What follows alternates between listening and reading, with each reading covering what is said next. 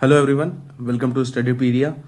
हमने ancient history of Bihar की series start की है, जहां हम 1 से 1.5 घंटे के अंदर इस पूरे सीरीज को खत्म कर देंगे एंशिएंट हिस्ट्री को बिहार के, ताकि हम 78th बीपीएससी में जब कोई भी क्वेश्चन आए तो हम उसको सॉल्व करने के एक हालात में रहें और सारे क्वेश्चंस को प्रॉपर्ली सॉल्व कर सके, मैक्सिमम नंबर ऑफ क्वेश्चंस को।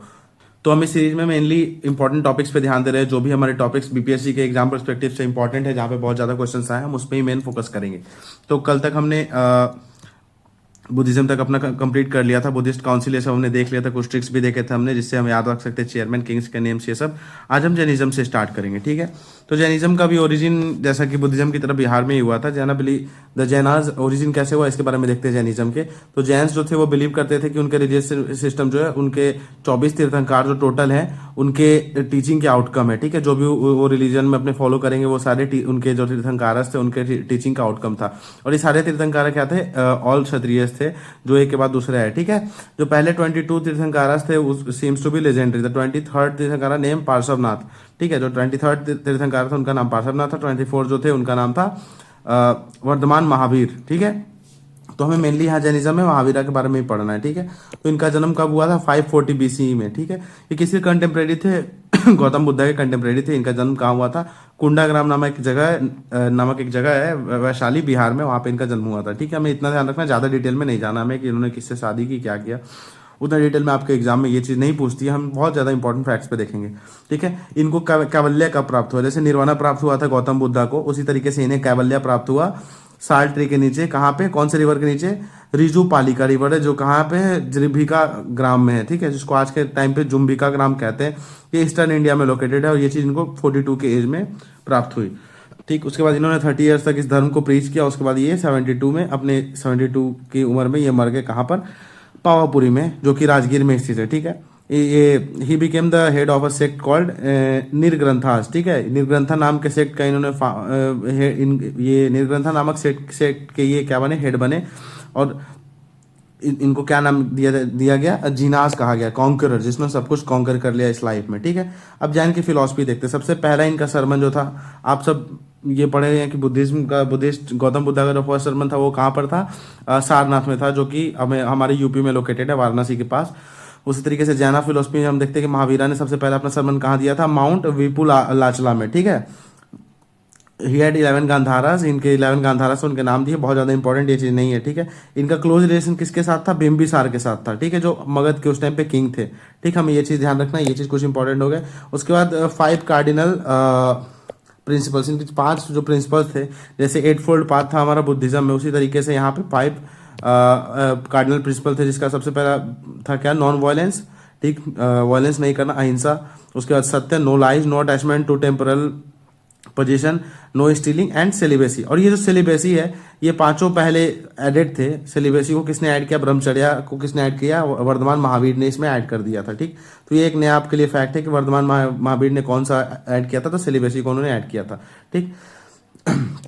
The 5 principles or vows when observe by a monk strictly are called mahavratas, ठीक है। ये चीज़ हमने समझ लिया कि जब ये 5 प्रिंसिपल किसी मॉन्क के द्वारा स्ट्रिक्टली फॉलो किया जाता है तो उसको हम महाव्रतास कहते हैं, ठीक है। इनके कॉमन फॉलोअर्स को अनुव्रतास कहते हैं। तो आपको एग्जाम में ये चीज़ आ सकती है कि महाव्रतास और अनुव्रतास, ये चीज़ स्टेटमेंट वाइज में भी आ सकती है, या फिर ये लिखकर आपके लिए आ सकता है कि ये किस चीज़ से रिलेटेड है, ये महाव्रतास और अनुव्रतास। तो ये आपको ये दोनों टर्म्स याद रखने हैं और इनके बीच का डिफरेंस भी याद रखना है। उसके बाद इन्होंने रत्नत्रया को प्रमोट किया, 3 GM जो जैनिज्म के थे, जिसको आप ऐसे याद रखते हैं KFC, ठीक है। Right knowledge, right faith, right action, जिसको यहाँ सम्यक ज्ञान, सम्यक कर्म और सम्यक विश्वास के नाम से हम जानते हैं, ठीक है। ये चीज़ हमने देख लिया। फिर जैन लिटरेचर, ठीक। ये 2 सेक्ट्स में डिवाइडेड था जैनिज्म, एक श्वेतांबर एंड एक दिगंबर, ठीक है। और ये दोनों ही अपने बुक को क्या कहते थे? अगाम सिद्धांत के नाम से जाना जाता था। जो जैन के लिटरेचर्स थे, उनके सेक्रेट बुक्स थे, इनको अगाम सिद्धांत के नाम से जाना जाता था। तो ये भी आपके एग्जाम के लिए इंपॉर्टेंट है कि ये चीज़ आ सकती है कि व्हाट इज अगाम सिद्धांत, ओके। आप ये भी ध्यान रख सकते हो कि ये चीज़ क्या है, किसको अगाम सिद्धांत कहते हैं, किस चीज़ से रिलेटेड है। तो हमने यहाँ पे देख लिया कि अगाम सिद्धांत किससे रिलेटेड है? जैनिज्म से रिलेटेड है। हमें ये चीज़ यहाँ पे पता चल गई, ठीक। 1 मिनट, हाँ, ये हमने देख लिया। सॉरी, हाँ, the sacred the sacred literature of Shvetambaras is written in the form of Prakrit called Ars or Ardhamagadhi. ठीक है, जो सेक्रेड लिटरेचर श्वेतांबर्स के की लिखी जाती थी, ठीक है, श्वेतांबर्स की जो लिटरेचर थी उनको किस लैंग्वेज में लिखते थे? प्राकृत के फॉर्म में। वो एग्जैक्ट प्राकृत नहीं थी, वो प्राकृत के फॉर्म में लिखी जाती थी, जिसको हम अर्धमगधी के नाम से जानते हैं। ठीक है, अब इसके अंदर कुछ डिटेल्स है कि इनके अंदर 12 अंगास थे, 10 प्रकीर्णास थे, 4 मूल सूत्रास थे, 12 उपांगास थे, 6 सूत्रास थे एंड मिसलेनियस टेक्स्ट थे, 4 इन नंबर। ठीक है, ये चीज हम देख लिया। अब हमें देखना है कि कल्प सूत्र क्या है। एक फॉर्म ऑफ 4th छेद सूत्र है, जिसको किसने लिखा है? भद्रबाहु ने लिखा। हमें ये चीज ध्यान में रखना है कि कल्प सूत्र किसने लिखा है? भद्रबाहु ने लिखा है। ये चीज आपके लिए बहुत इंपॉर्टेंट है। ठीक है, अब यहाँ पे कुछ एक ये चीज यहाँ जैनिज्म के लिटरेचर्स हैं जो हम देखेंगे कि किसने क्या लिखा है। ठीक है, तो अंतरकथा एक है, अंतरकथा समग्र किसने लिखा है? राजशेखर ने लिखा है। कथा रत्नकार किसने लिखा है? हेमा विजय ने लिखा है। एंड कथा कोश एंड पंचशती प्रबोध संबंध ये किसने लिखा है? सुभाष इलांगनी ने लिखा है। ठीक है, अब यहाँ जैनिज्म के कुछ मेन टीचिंग्स थे। यहाँ हमें देख लेना है कि जैनिज्म स्यादवाद में बिलीव करता था। ठीक है, यानी ड्यूअलिस्टिक फिलोसफी। ठीक है, हमें महावीरा के बारे में हमें यहाँ जानना था। मैंने जैनिज्म कह दिया। तो महावीरा के मेन टीचिंग्स क्या थी कि उन्होंने किस चीज में बिलीफ रखा था? अपना स्यादवाद में। ये चीज याद रखना है कि स्यादवाद जो है आप किस चीज से रिलेटेड है? जैनिज्म से रिलेटेड है। ये चीज आपको ये चीज ध्यान में रखनी है। ये चीज हमें समझ में आ गया। ठीक है,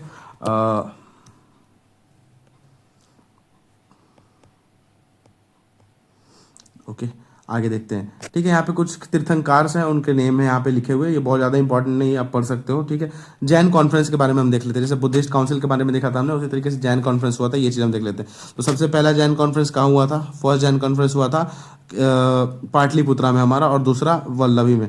जैसे बुद्धिज्म में 4 बुद्धिस्ट काउंसिल हुए थे, यहाँ पे 2 ही हुए थे। ठीक है, यहाँ पे सिर्फ 2 ही जैन कॉन्फ्रेंस हुए थे। ठीक है, हमने ये चीज़ देख लिया। जो पहला 300 BC में, दूसरा 512 AD में हुआ था। ये चीज़ हमें देख लेना था। ठीक, यहाँ पे हमने देख लिया। इसमें सबसे पहले को हिट स्थूलभद्र ने किया था और दूसरे को हिट किया था देवराधि क्षमा श्रमण। ठीक है, यहाँ पे क्या हुआ था? महावीरा के टीचिंग्स को फाइनली कंपाइल कर लिया गया था गुजरात में। तो ये हमारा इंपॉर्टेंट क्या हो गया? ये चीज़ हम जैन अपने कॉन्फ्रेंस के बारे में हमने देख लिया। तो बुद्धिज्म काउंसिल और जैन कॉन्फ्रेंस के बारे में देख लिया। अब आता है एक और नया अध्याय, इसमें एक नया चैप्टर बिहार में, जो कि हमारा political history of Bihar in pre modern period. Pre modern period में बिहार की पॉलिटिकल हिस्ट्री क्या रही है। तो हमने देखा है जैसा कि इस टाइम पे 16 महाजनपद होते थे नॉर्थ इंडियन टेरिटरीज में, जो हमने देखा है कि अंगुत्तर निकाय में भी इसका मेंशन था, जो हमने अपने इससे पहले वाले वीडियो में देखा था। इसमें बहुत सारे तरीके की गवर्नमेंट थी। ठीक है, आपके एग्जाम में आ सकता है कि सारे जो टेरिटरीज थे वो क्या थे? या तो मोनार्कियल थे या रिपब्लिक थे। ठीक, आपको ये चीज याद रखना है कि दोनों ही फॉलो होती थी, आइदर मोनार्कियल और रिपब्लिक। कुछ ऐसे भी टेरिटरीज थे जो किंगडम थे जो रिपब्लिक को फॉलो करते थे। ठीक है, और कुछ ऐसे भी थे जो मोनार्की को फॉलो करते थे। ऐसा नहीं था कि बिल्कुल वहाँ यूनिफॉर्मिटी थी कि टोटली वो क्या है? मोनार्की। तो ऐसा नहीं था। ठीक है, 16 महाजनपद में से इसमें से कौन कौन से महाजनपद बिहार में थे? तो टोटल आपको ये ध्यान में रखना है कि 3 स्टेट्स थे, जो अंगा हो गया, जो भागलपुर है आज का, मगध हो गया, और Vajji.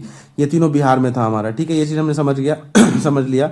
The small and weak among these kingdoms either submitted to the stronger rulers और ग्रेजुअली गॉट एलिमिनेटेड। जो स्मॉल और वीक थे, आइदर उसे हरा कर खत्म कर दिया गया, या फिर वो बड़े रूलर्स में, बड़े किंगडम में जाके विलीन हो गए।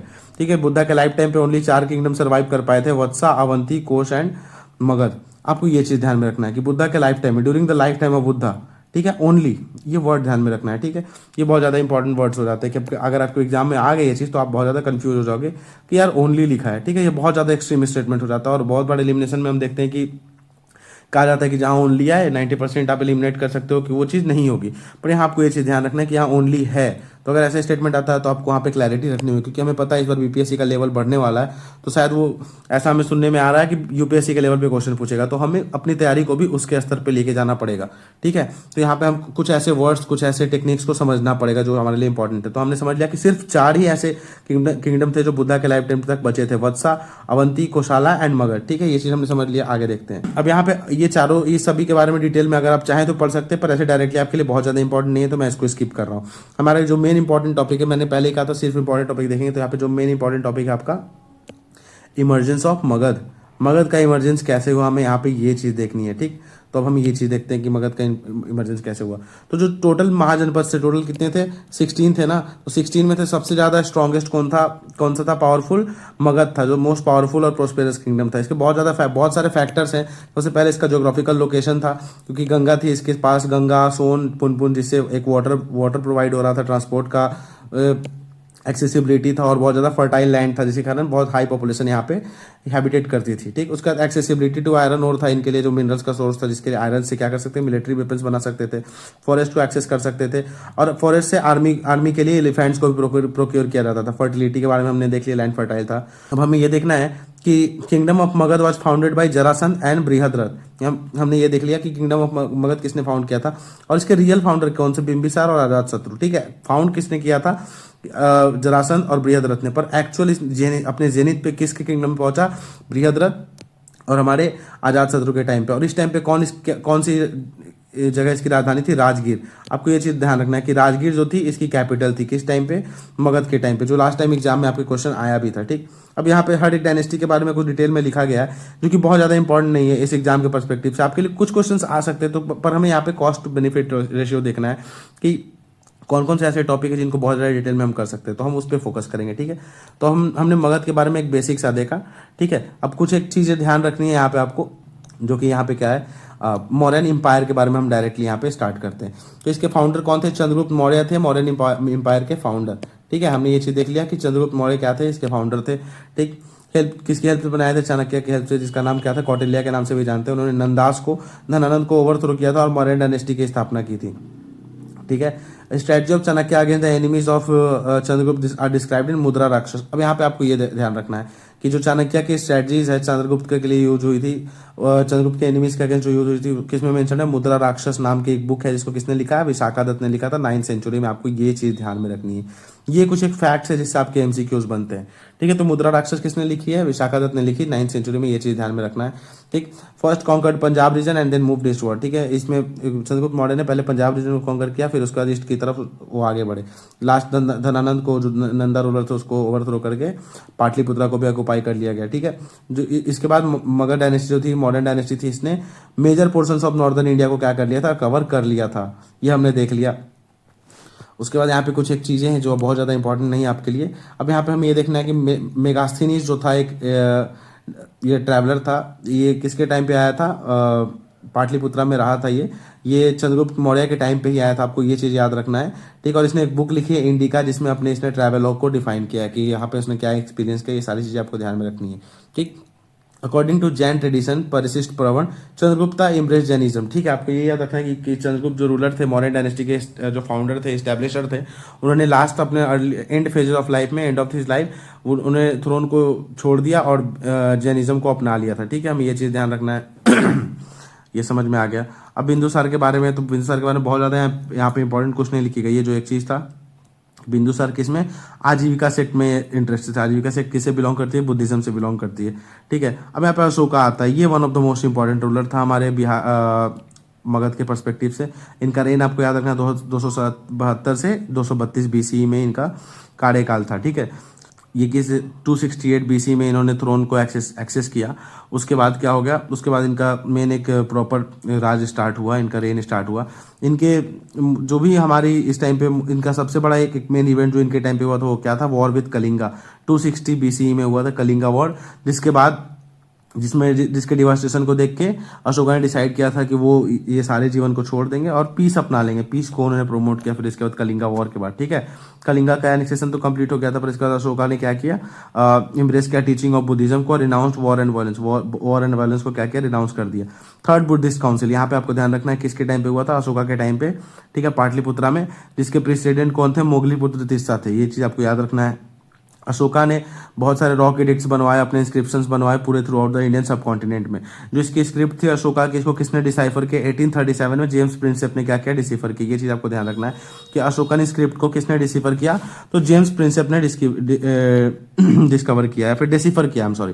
ठीक है, उसके बाद अशोका ने इंस्क्रिप्शन में कौन कौन से लैंग्वेजेस यूज हुए हैं, ये चीज आपको ध्यान रखना है। तो सबसे पहला प्राकृत लैंग्वेज है, दूसरा हमारा ब्राह्मी स्क्रिप्ट है, तीसरा नॉर्थ वेस्टर्न पार्ट में प्राकृत लैंग्वेज और खरोष्टी।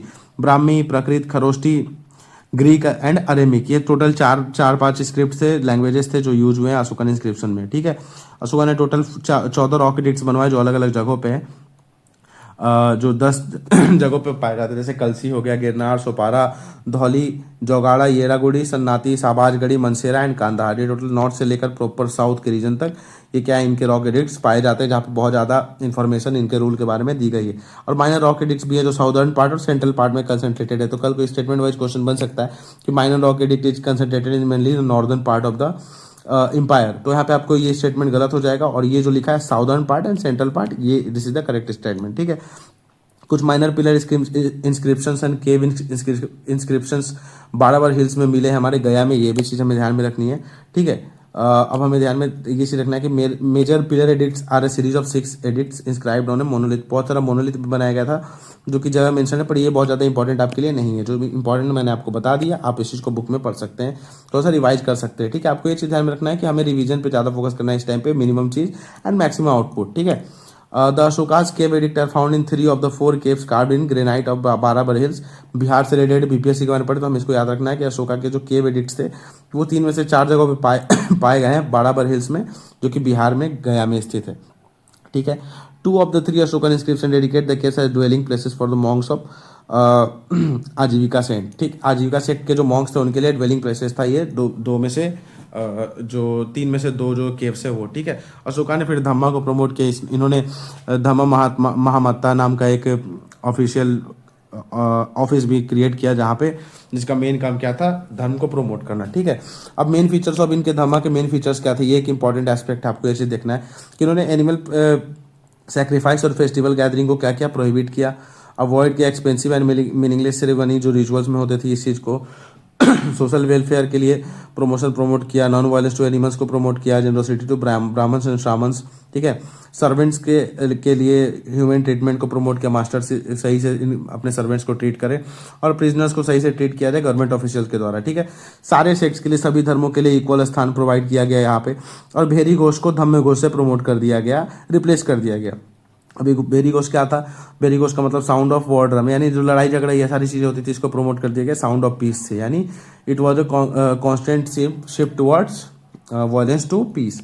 ठीक है, तो इस तरीके से कॉन्क्वेस्ट किया धम्मा को वॉर के अलावा। ठीक है, वॉर को बंद करके। ठीक है, और कांटेक्ट मेंटेन करना रूरल पीपल से थ्रू सिस्टम ऑफ धम्म यात्रा। धर्म के लिए यात्रा किया गया, बहुत ज़्यादा मिशनरीज भेजे गए दूर दूर रूरल एरिया में, ताकि लोगों को धर्म से कनेक्ट किया जाए। ठीक है, अब मॉडर्न एडमिनिस्ट्रेशन के बारे में पढ़ते हैं कि मॉडर्न एडमिनिस्ट्रेशन एक्चुअल में था क्या।